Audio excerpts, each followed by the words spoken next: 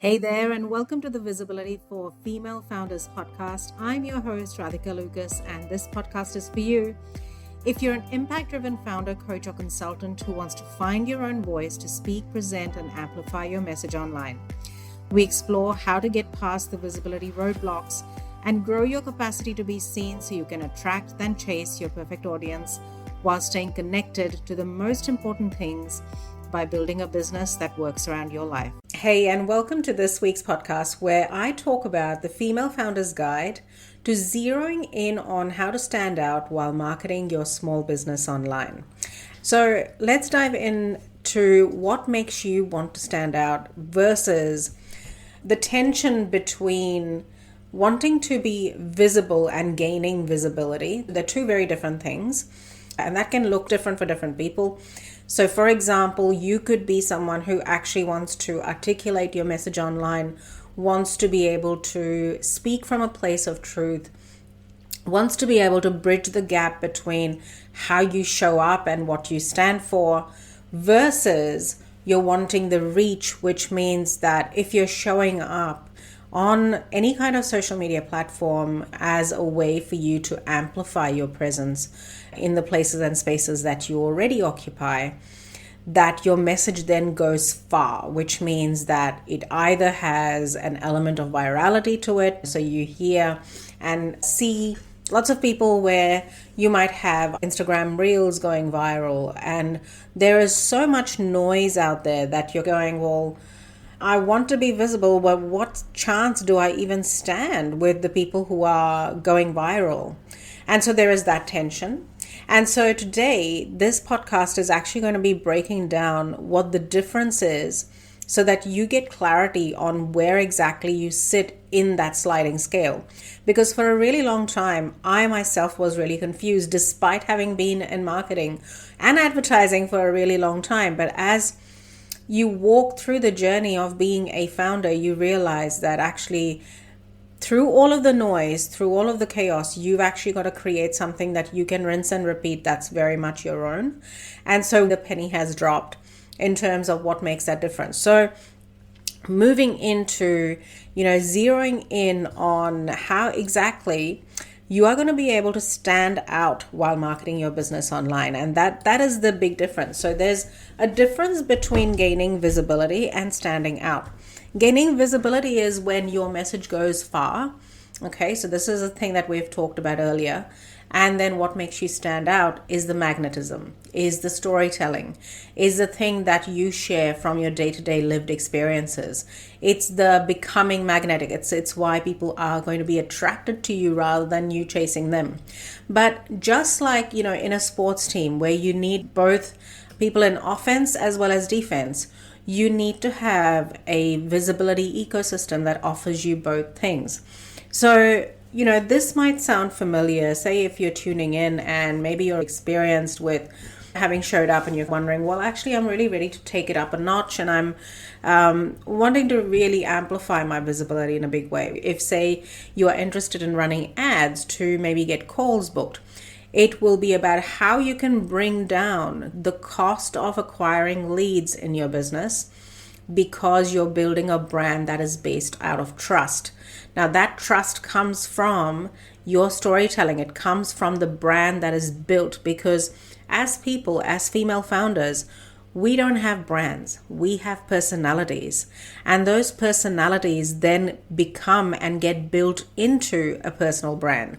And that requires time, patience, and doing the work to actually get to a quantifiable outcome, which then you can decide whether you want to take it up to the next notch or whether you want to rinse and repeat and build yourself more of a lifestyle business. So there are two different categories in which to sit in.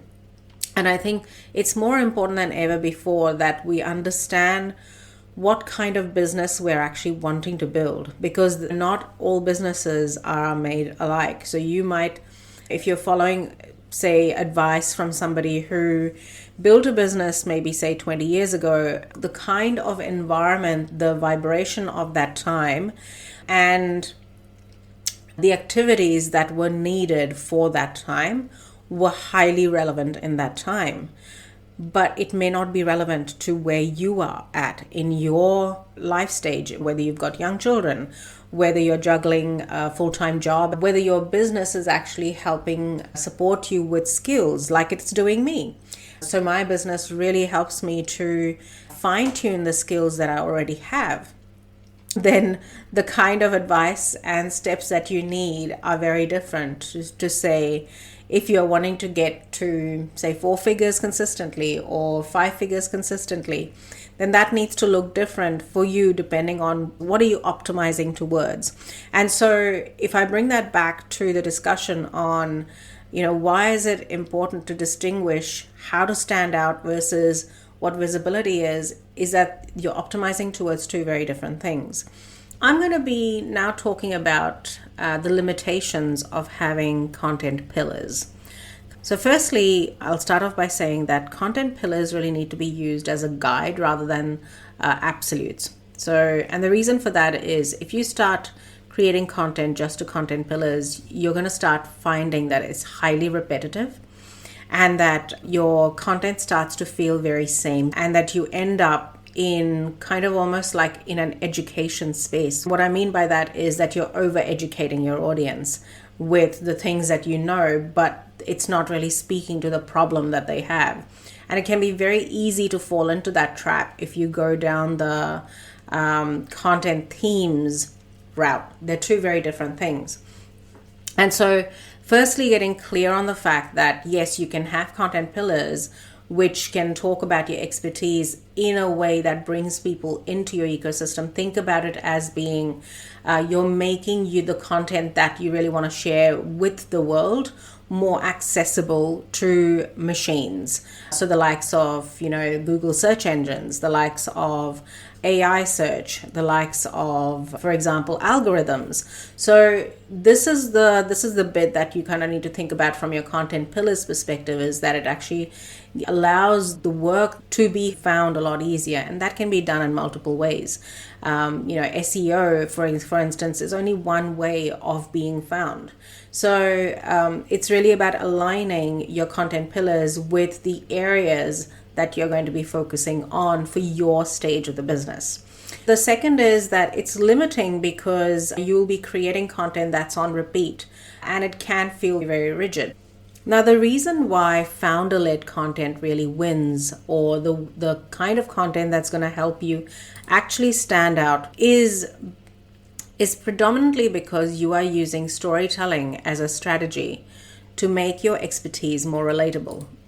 Now, how many times have you come across a situation where you are hearing people talking about the product or the service that they have, maybe say on LinkedIn, maybe say on Instagram?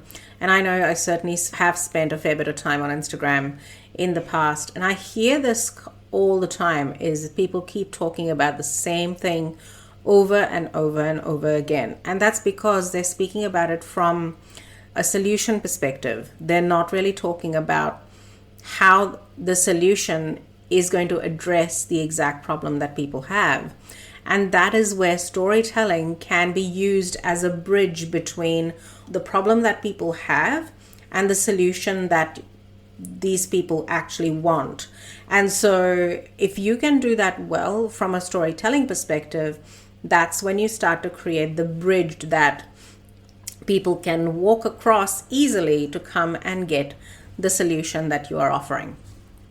The other reason that founder-led content is so rich is because it really does lean into your voice territories. Now, what I mean by voice territories is that I know that the word values and action gets used a lot. Lead with your values, values-led founders, values-led business, and all the rest. But the fact of the matter is, at any one given point in time, we have about 5 to 10 values that are in operation at any one given point in time.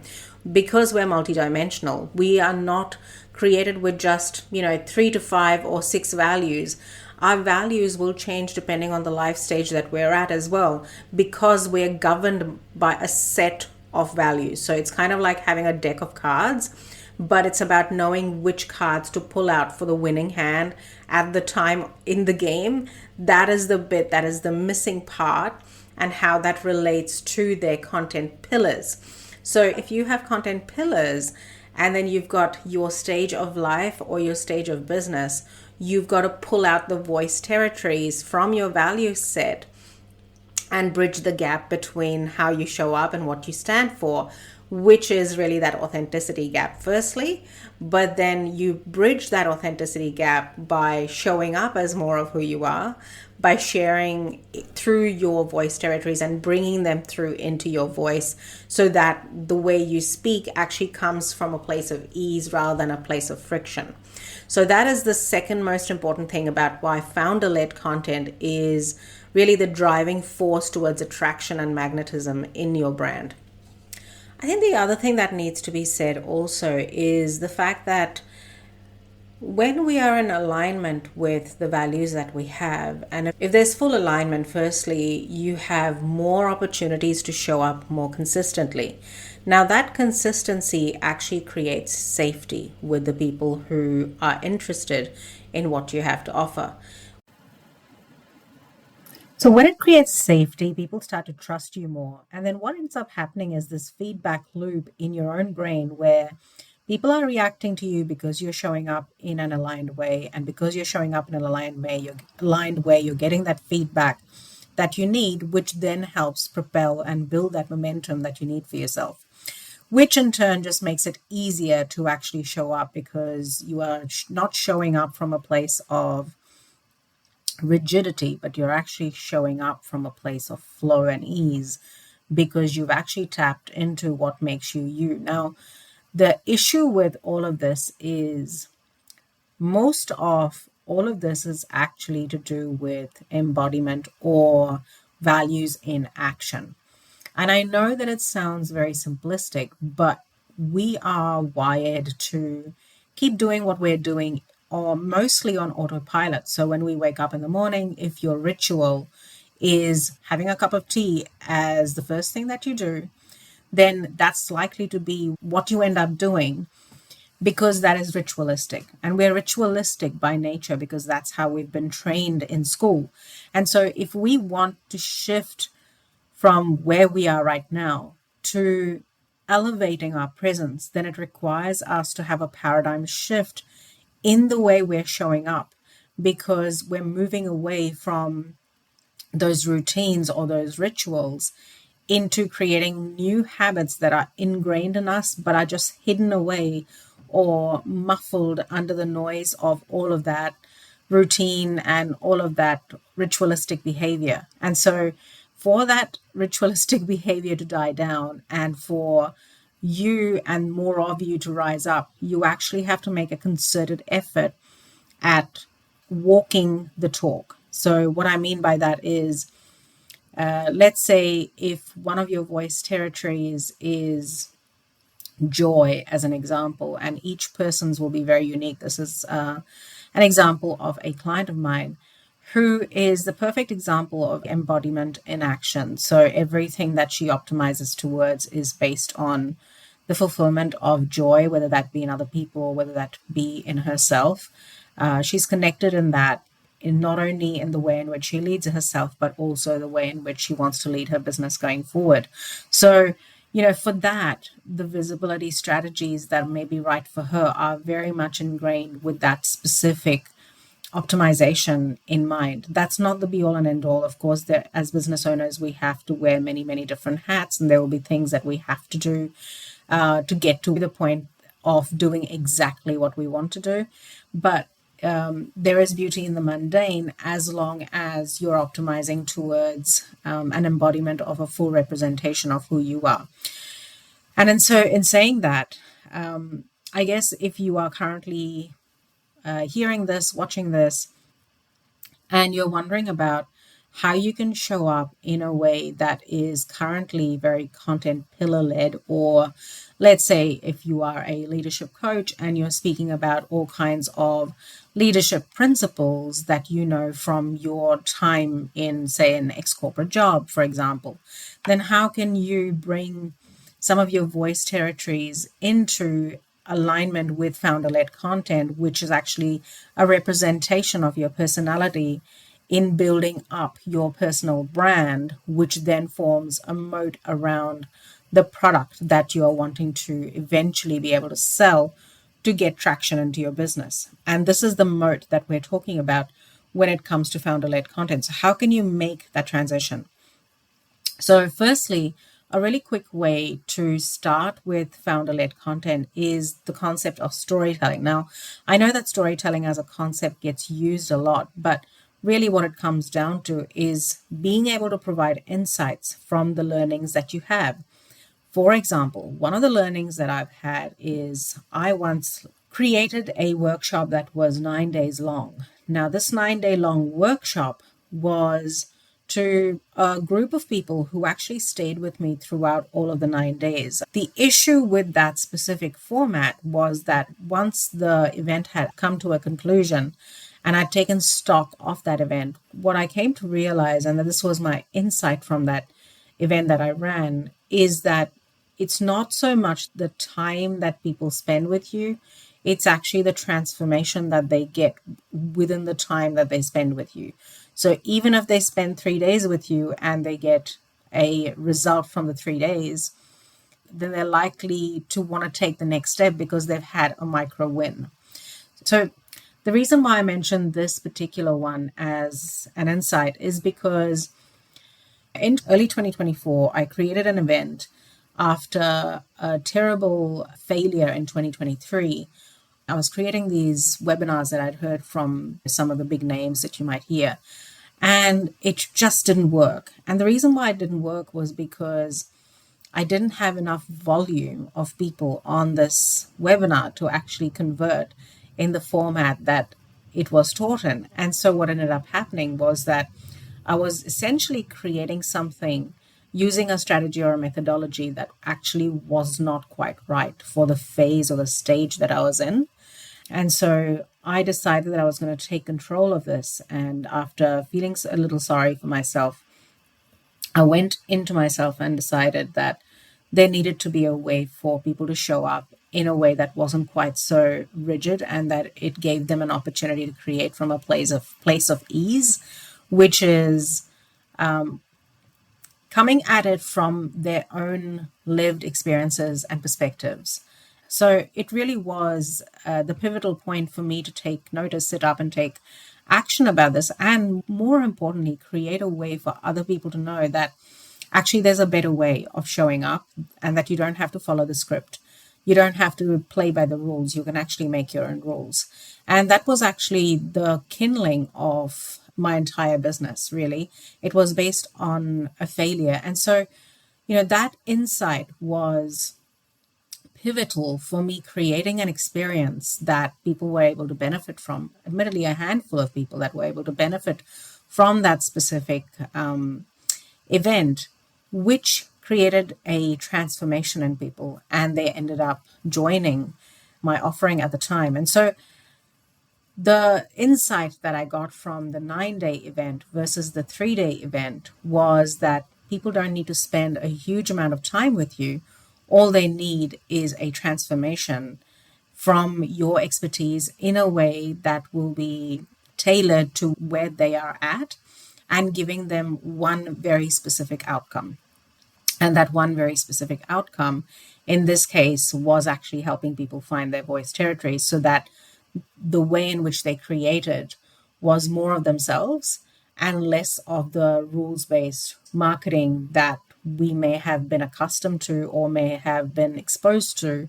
And really it was to come up with a solution that gave people their voice back in terms of really taking ownership of who they are as people rather than giving it away. So just to cap it off, what is the distinction between content pillars and founder-led content? Well, content pillars give you that structure that you need. They're great for helping people find you. So what we call inbound marketing. And inbound marketing is how people can find you without you having to actually go out and look for them. So things like search engine optimization, things like press or PR, where people have an opportunity to actually hear you from a credible authority, from having searched for that solution themselves or having had the opportunity to find you through some other means actually helps build that trust that you need. It helps you build that brand. And so content pillars really help you do that, is helps you with that structure and the framework that you need so that machines can read it. And what founder-led content does is that it attracts. So it's an attraction mechanism that it is really created with the view of high relatability, high trust-based signals that you give out based on your own story, with insight-led content that people can come into to your offering. And also the other thing that is a differentiator between content pillars and founder-led content is that it really is storytelling for humans versus storytelling for machines.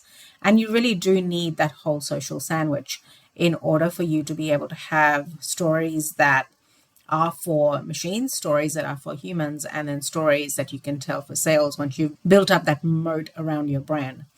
And so the question isn't so much about whether you should have founder-led content or content pillars, and bearing in mind that content pillars are kind of more of a guide rather than a cage.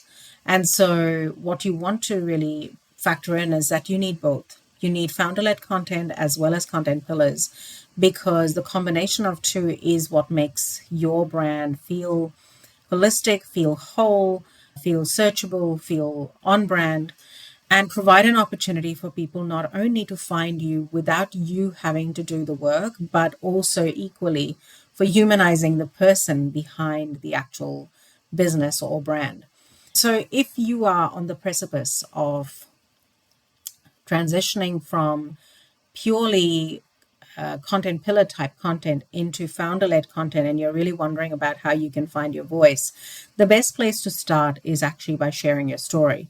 And if you're someone like me who does not want to share your story without oversharing and know what insights to pull out, then you can get my How to Share Your Story Without Oversharing guide. It's in the show notes below so that you can start to build a presence for yourself that is actually not only aligned with who you are and what you stand for, but do so in a way without oversharing. So with that being said, this brings me to a close. If you have loved this podcast, I would love it if you could give it a review so that more people can find it. And as always, I would love to connect with you on Instagram at Content Halo, or you can look me up on LinkedIn at Radhika Lucas in my show notes with all my social links available.